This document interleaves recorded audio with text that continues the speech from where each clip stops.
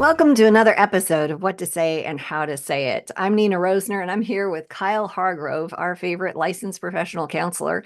And today we're talking about three common culturally acceptable ways to blow up your marriage. And so here's the thing. Yeah, it's common stuff now, didn't used to be. Things are different. And, at the risk of sounding like a traditionalist, which I kind of am, because, you look at history, you learn what works. And the Bible's a very old book, but it's full of truth. So that's kind of where we're headed today, is talking about that. And we want you to know that if you get this right, you can really impact your marriage. We watch this stuff every single day. We see people get it and make changes in their relationships, and we want that for you.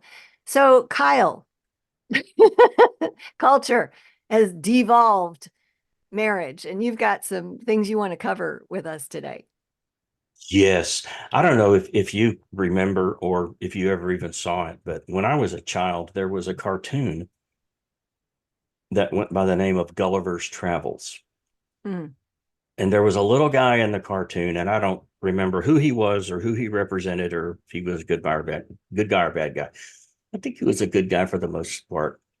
He was kind of the Eeyore of the cartoon. And in every situation, whatever trial they found themselves in Gulliver's Travels, this little guy would say, "We're doomed.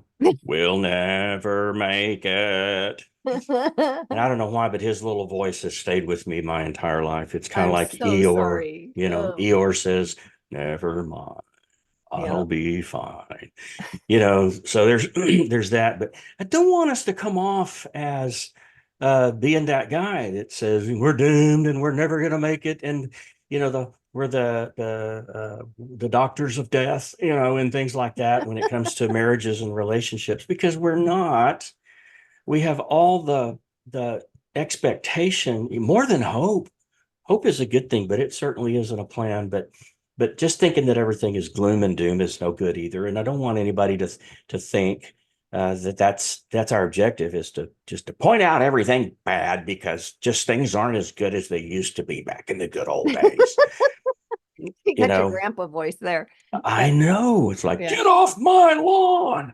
I don't want to be that guy. I want to be somebody who continues to be encouraging Yeah. and points out, if we're going to complain about something, let's just follow it up with a potential solution at Oh, least. amen. Yeah. And Yeah. so I think that's what we're doing, is we're pointing out things that we see, and we get a better picture of that than a lot of other people because of what we do as a profession.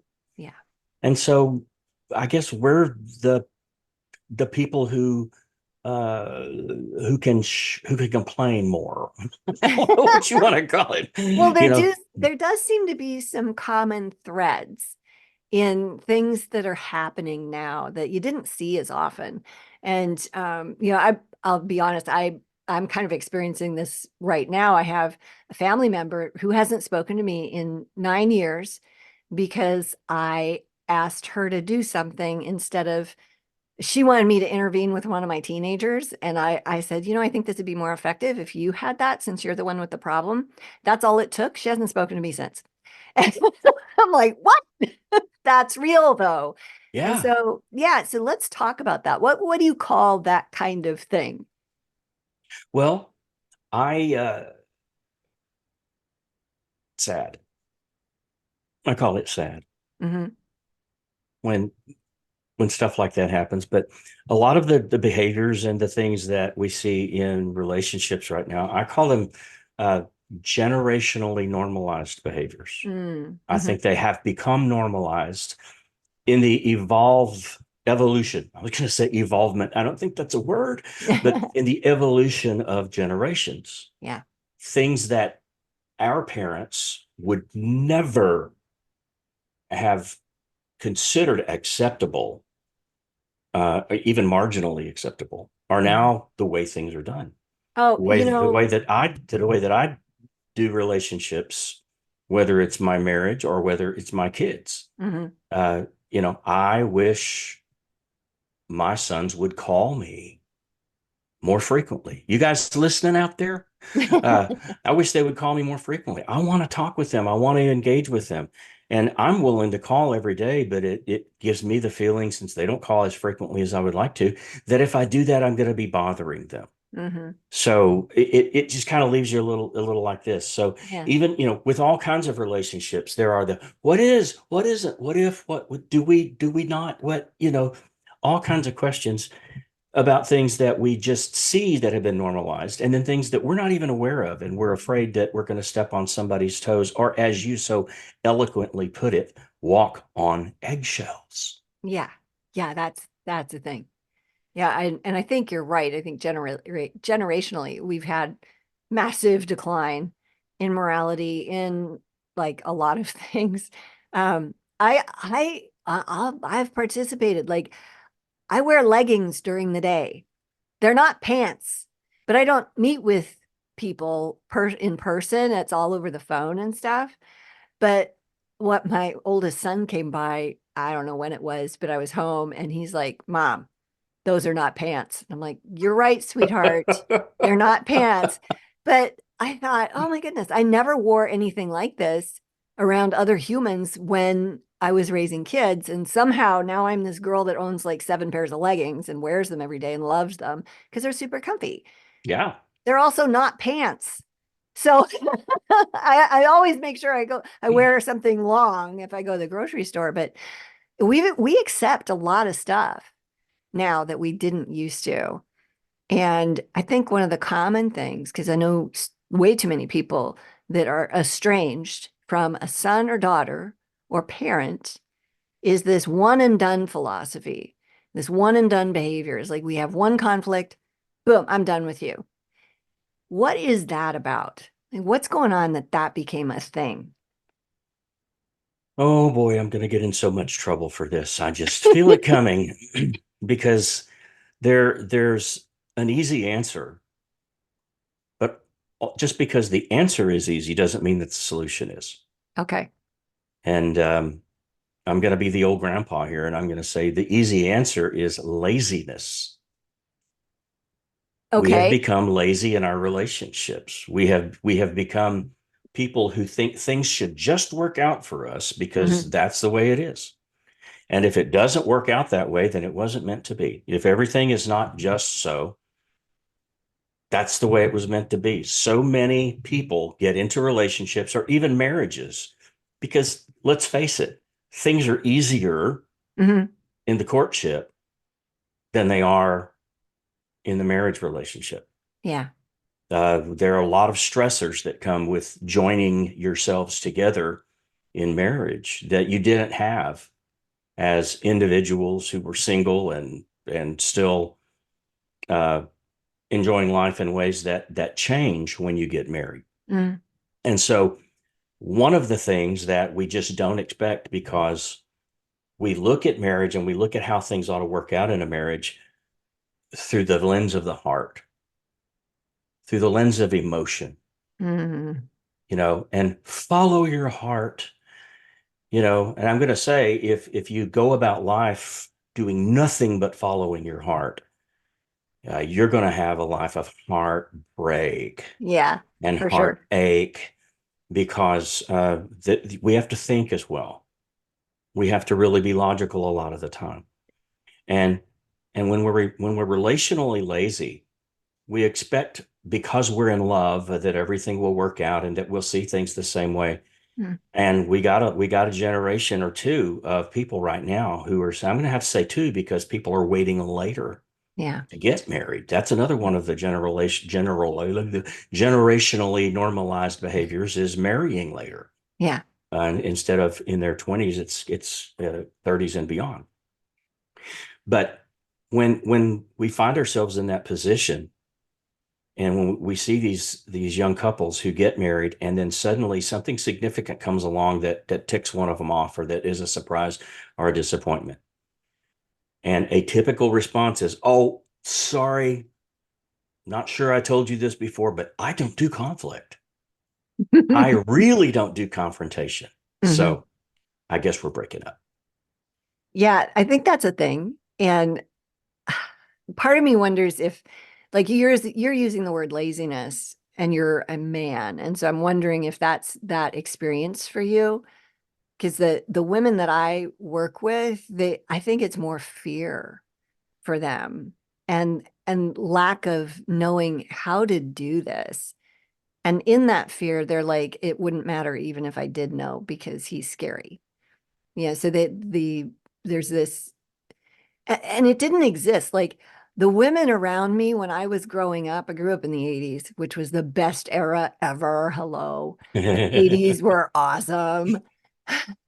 Sorry. But That's okay. The 70s prepared you for the 80s. So yeah, there's that. Yeah. the we're the wind But beneath your wings. yeah, it was awesome. But I saw adults, like there was always somebody at our house. My parents always had adults around. There was always people, and they would have disagreements about stuff, but it was so respectful. And I mean, they would argue and have different points of view. My dad was a staunch Republican, but he was actually friends with Democrats. He was friends with everybody. And we don't have that ability anymore to have a difference of opinion. It's, No. ah, And we yeah, talk about sometimes as game hunters, um, when you use your weapon on an animal, uh, they sometimes run, even though they've been shot. yeah. And we refer to that as they're dead and they don't know it. Oof. Okay. Yeah. So the way I'm going to fold that in gently into this discussion is to say, often we're lazy and we don't know it. Okay. The reason we don't know it is because we haven't been taught it. Hmm. Okay. Nobody has poured into our lives and helped us understand the importance of the fact, number one, that without conflict, nothing ever changes. Nothing gets done without conflict. Yes. Fair. And number two, to overcome conflict, we have to learn how to handle confrontation well. Hmm. Now, you're exactly right. And I probably should go back and reframe my laziness comment because it is fear that causes us all, male, female, or anything else, which there's Hmm. not, but um, it causes us all to avoid confrontation. The Okay. fear Yeah. of the confrontation, the fear of the unknown. How's this going to work out? I don't know. How's the other person going to respond? I have no idea. Or I do have an idea because we've done it before and it didn't go well for me. Hmm. There's a lot of reasons that we're afraid of confrontation, but the fear of it is what causes us to avoid it in Yeah. general. Yeah. I think we would have a better relationship work ethic. Maybe that's how I should say it instead of saying lazy. We need a better Mm. relational work ethic to Hmm. understand that we've got to do those things. We've Yes. got to step in and do the uncomfortable and awkward thing at times. It can't just all be rainbows and roses. Yes. Oh, goodness. Yeah, I had two of those today. Not with my husband, but with, stuff with the ministry. And one of them was I have a client who's being coached by a pastor and his wife in another part of the country. And they told her to give her husband an ultimatum and file for divorce. And the coaching she's getting from me is, okay, you can do that later if what we want to do now doesn't work. Will you Yeah, try it? And she's like, yeah, and they want to talk to you. So, um, yeah, so I'll be honest, my initial response was, ah! I had a brief moment where I was tempted to be afraid. And then I was like, ah, hey God, what cool thing could come out of this? And so I flipped it on its head and went to the Lord. And I did ask my team to pray about it because this doesn't happen to me very often. But when it does, it's a little bit, whoo, somebody who's smarter than me, you know, at least, pastor and credentials and stuff. But I am a relationship expert. I do know what works. We do coach people to success. So God reminded me of all of that. And so I made the phone call, and by the end of it, we were all on the same page. They had decided that course of action doesn't fit right now. There's always later. And wow, there's been some change already. Let's not pour water all over that. So fantastic. yeah, but even if you're good at this stuff, you don't relish the idea of, hey, let's go do conflict. I knew they disagreed with everything. And I was like, oh, I have to go do this, for the sake of my Yeah. client.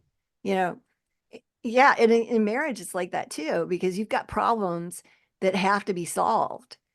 And so many people just put off the problem until it becomes a crisis and then they behave really, really badly. And so in the what to say department, if you got this one and done thing and you're married to somebody who doesn't do conflict, or you do conflict or don't do conflict yourself, you hate that. Let's normalize that is real for Hmm. starters, and everybody hates that. Me Yeah. too. And there's ways to get over that and move into a space where it's changes all of your relationships. I'm going to give a quick plug for a booklet that we have, a little PDF on our website, greaterimpact.org. It's called Five Tools to Stop Walking on Eggshells. So it's free, grab it and, try to implement some of that stuff and they'll get you started. But yeah, so that's one of them. What's another thing that's gone on in our culture that yeah is eroding at the healthiness of marriage? Well, I think it's a result of one of the things we've already talked or I just mentioned earlier about people not marrying until later in life. Mhm. Um, we've seen the culture shift from people marrying in their early to mid 20s. And it's moved 6, 7, 8 years to the average. And then a lot of people they're not average at all. They're waiting until even later, up closer to the 40. Mm, And with that becomes the acclamation to independence and the expectation of independence. And so when they do finally come together and into a marriage relationship, there is an independent ideology that they bring with them mhm, into that relationship. And it's difficult sometimes to let go of some of those things. And we look at people who, um, they marry and they are from different faiths. And I'm not talking about just, different denominations, I mean, different spiritual ideologies yeah, altogether. yeah, They have their own bank accounts. mhm, They look at themselves as an entity. This is my career, my job, what I have developed. What I make from it is mine. mhm, And what you make from yours is yours. And, we will agree that I contribute this much to our household and the bills and this, that, and you contribute. And then what we do with our own money is up to us. oof, I see that a lot. yeah, And it's just difficult sometimes when you have the security of saying, I figured this out for me. mhm. I don't know how to do it with somebody else. That's And it there's right there's there. Yeah, there's insecurity in that. yes, There's fear in that. Are they going to mess up my plan? Are they going to mess up how I do things? yeah, What if I mean, but okay, this has something to do with how well you know the person you're marrying. mhm. Have you had time, to discover all these things or to be intentional about all these things that make a difference, and they may seem like small things in the scope of a lifetime together. Well, and when people separate, they usually get separate bank accounts. And then when they come back together, which, is a common thing for the couples I work with, it's like, okay, trust has been like blown up. And now you want to put your money back together. Let's do that in incremental ways so that everybody feels safe and contributes and then moving into like really healthy discussions about, okay, how much money can you blow and not have to explain every month? Like Hmm. let give everybody some freedom. But getting to that point, like you said, requires us to kind of grow out of that selfishness, maybe even narcissism of I can You got take to care live with of that one. you. I didn't say it, I know. Yeah. But yeah, that's a death to self, becoming selfless. It's risky. And Hmm. yeah. So what do you recommend to people to move forward in that space? Like how do they start trusting again or trust at all?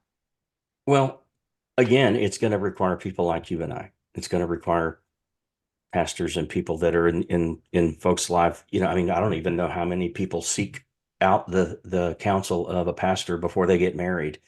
Mhm. I think responsible wedding officiants, that's just what we're going to call them, because Mhm. that's a generationally normalized term now. Yeah, yeah. Um, should consider that before they agree to either provide that if they're qualified, or to ask them to get it before they agree. Mhm. But most people don't want it. They don't want to go to the effort or the cost or whatever it is that causes them to not seek out premarital uh, counsel. Mhm. So when we talk about how to overcome it, again, it's a matter of stepping into an area that's awkward. It's a matter of being willing to be vulnerable. Yeah. And vulnerability is, or the unwillingness to be vulnerable, is written all over Mhm. um, damaged or failing relationships all the time. Yeah. We all bring things into marriages that are our own. And one of the things that we didn't even mention are, if you think, if you are from the school of, well, kids get married in their early 20s and everybody's naive and ideological and pie in the sky, and we're going to have three children and two careers and a wood paneled station wagon, and we're going to hit all the marks, we're going to Yeah. check all the boxes. Well, if you want to look at a change in things, find somebody who's in their mid 30s who has had the opportunity and has the maturity to say, I don't need to be a parent. Right. It doesn't matter if I want to or not. I don't need to Mhm. be. Yeah. There are things about me that I know that would not be good parent material. Mhm. And so when you have people marrying later, their view, the lens that they look through is way different than it was when they were in their early 20s. Yeah. And so the expectations are different. And I grieve. My heart grieves to see couples who separate things and are so independent with things that they miss out on the joy and the value of working through things together, holding Yeah. hands. Yeah. That's what agree to hold hands. Mhm. And I don't mean just physically, I mean literally, figuratively. Agree to hold hands through things, work through things that don't feel good, that are scary, Yeah. but understand that this is how marriages grow. This is how they are Yep. built. They are not at their best in the beginning. Mhm. They're at their best when we accomplish things and work through things together. Well, and I think at the core of all of that is a lack of trust in God. Because basically, at the end of the day, He's given us what we have. It's not ours anyway. And so, what are we going to do with that? Are we going to have me or we? And if you're married to somebody that's irresponsible with money, you gotta be smart about some boundaries around all that, and navigate some things to grow the relationship in that space for sure. Um, but I think saying to God, this is yours. What do you want me to do with it? How do we get from me to we in this space? And it is a culturally different ideology, this independence thing, for sure. It is. I have another one that I wanted to bring up before Okay. we use all our time today. And that is the thing that my clients can almost tell when I'm going to bring it up, because I bring it up so frequently. Um, and that's, I think you and I've talked about this before, and said something like, people are in the dark and they don't even know it. And you get accustomed to the lack of light, and your eyes adjust to it. And then when there is light shined on things, it's like, oh, I can see things so much clearly. Oh, wait, I didn't really want to see that. Um, that Yeah. sometimes that's the case, but um, this falls on you and me, and it falls on married people and adults and people who know, who have lived enough life and experienced enough heartache and struggle to know that we owe it to the younger generations to help them understand that if you are going to marry, if you are going to co-join, cohabitate, call it whatever you want, live a life together in a relationship, you've got to understand the necessity to be intentional. Mm. You've got to understand the necessity to know that you're going to have to work at things to make them good and work at them more to make them better. Mhm. That they're not just going to happen because, this is the relationship of a lifetime. It's charmed. Well, I We were think meant to be together. when It's you a when you marriage built in heaven. when you say work, I think for most people, it's, yeah, I'll serve my spouse. I'll bring them coffee. I'll bring them soup when they're sick. And that is not what we're talking about at all. That's not the work. I mean, Those are those the are great givens. things. Yeah, no kidding. The work is in dealing with the issues that are Yes. going to be there. Yeah. The work is when you realize that your spouse is spending more than that allotted amount that you can spend and nobody will care what it's about. Yeah. The work is when you realize that your spouse has been leaving for work every day for the last 3 weeks and they don't have a job because Yep. they got fired and they are afraid to tell you. They're Yeah. embarrassed. Yep. They're humiliated, whatever the case might be. That's when the work comes in. Yep. Boy, if you think you're prepared for that without putting work in, Hmm. without being intentional, without saying, what are we going to do when? Not if, when. Yeah. Okay. And then if that when doesn't happen in your life, good for you. That's a gift. That's a freebie. Yeah. You have information and knowledge you can share with somebody else.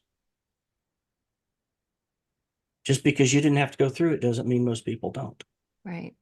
But when those things happen, when you get into the situation where you have a child who has a behavior that you're not fond of and you respond or react to that and your spouse goes, I don't agree with that. Hmm. What are you going to do then? Right. Going to cut the kid in half? Whew.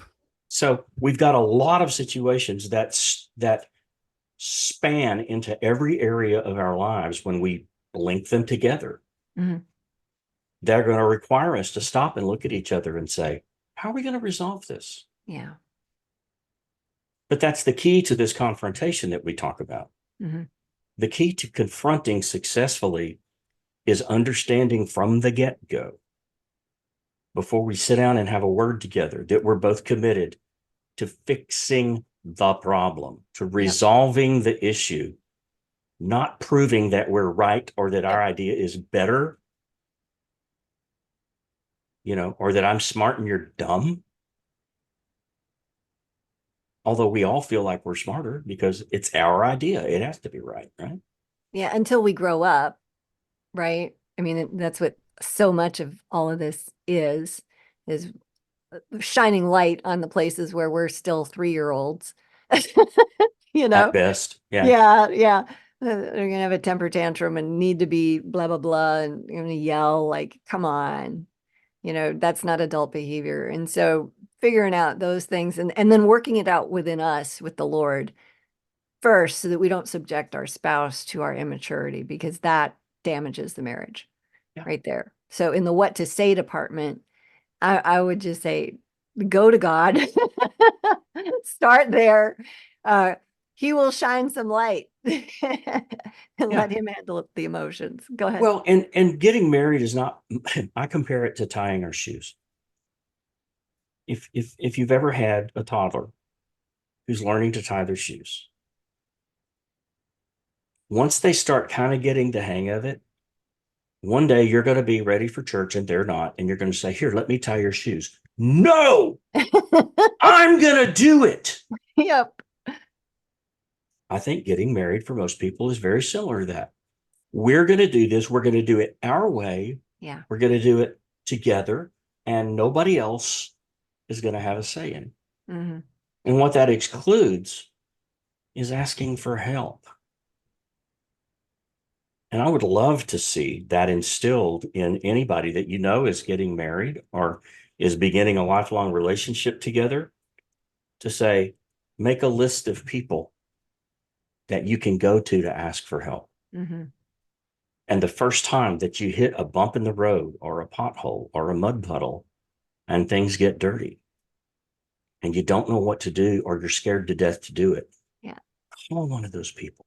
Yep. Say, I don't know what to do. I'm stuck. Have the humility to do that instead of using the pride that says we'll do this on our own. Yeah. Why? Because you've been through it so many times before? No, you're brand new.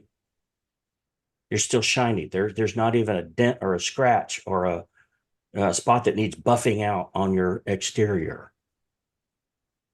Yeah. That's not the kind of that's not the place yet in that relationship where you're going to have the know-how. Hmm. So it's imperative. It's very, very important that we have people that we trust, that we respect, people who we've seen that have fought the fight. And no, it doesn't mean that they won it every time. It doesn't mean, that they came through unscathed or that their relationship made it. But what vast resources of knowledge people are that have been through the battles before, Yep. and the difficulties and the trials and the struggles. And it's not all a battle. It's not all a fight with each other, but sometimes it turns out that way. Yeah, it really does. And I think that's really good counsel to bring some people into your life. We shouldn't lead ourselves by ourselves, and the Holy Spirit's awesome too, but he speaks through other people. And we're not meant to do this alone. We're meant to do it in community. So that's good counsel today. So as we're talking about these three things that can blow up your marriage, the first one was the one and done, so stop being conflict avoidant. And we have lots of materials around how to deal with that. The independent ideology, how do we get from me to we, requires again some ability to navigate difficulty. And then this in the dark, but you don't know it thing. Like it, when we feel like we've got all the answers and we know what's right, that's the time we need to go. I don't. Like, no, that's usually Exactly. the wrong answer. The older I get, the less I know. And that's exciting to me, because, God is infinite and there's just so much wisdom out there. So I want to encourage you guys today, pop over to our website, greaterimpact.org, and grab that free PDF. And as you're navigating, we've got another video right after this, another podcast episode that deals with conflict. So grab that, listen to it, be sure to hit that subscribe button, and we will see you next time.